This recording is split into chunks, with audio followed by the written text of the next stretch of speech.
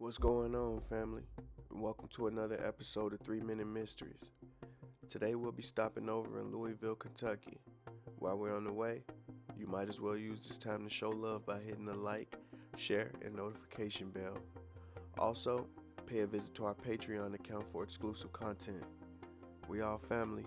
We can't do it alone. Enjoy.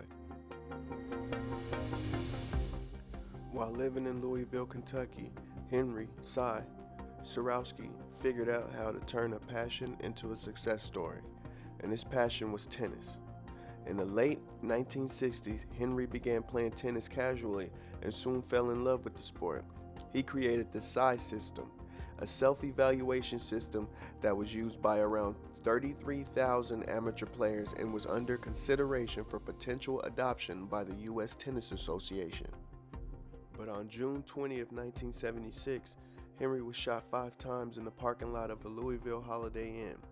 His murder was never solved. And as you can see here, because of incorrect information, a story was printed in the Courier Journal about a shooting death of Henry Meyer Surowski, which contained 2 errors.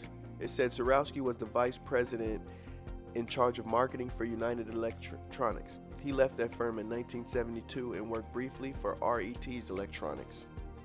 Work might not be that big a deal. But the second error, it said that Surowski was a registered guest at the Holiday Inn Northeast, where his body was found in the parking lot.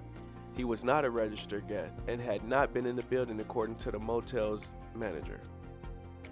Henry worked as vice president in charge of marketing for United Electronics from 1968 until 1972. In this position, he developed subsidiary companies for General Education Services Corp., which operated home study schools and was involved in book publishing and printing. It was the parent firm of United Electronics. That is until he created the system, which takes his name from Henry's own nickname, which was meant to encourage beginner tennis players to come to tournaments and participate. The ranking system created fair, equal-level matches between players. Henry had applied the system to the Fern Valley Tennis Club in Louisville, Kentucky, where he was both a managing shareholder and president. When the system began to take its hold in the tennis community, Henry and his partners received many offers to sell and expand the system, except Henry wasn't interested in selling. On that Sunday in June, he received a call he could not ignore. Henry's phone had rung repeatedly throughout the day. Someone from the same number called over and over and over. At some point, no one could ignore the annoying ring echoing throughout the house. When Henry finally cracked and answered the phone, he listened to the voice of a person claiming to want to help expand the system to Nashville. Henry decided to meet the individual face to face with the idea of keeping the meeting short and to the point. He wanted to get back to his family. After leaving his home around 5:45, Henry was found dead in the parking lot of the local Holiday Inn almost an hour later. Henry was 40 years old when he was murdered.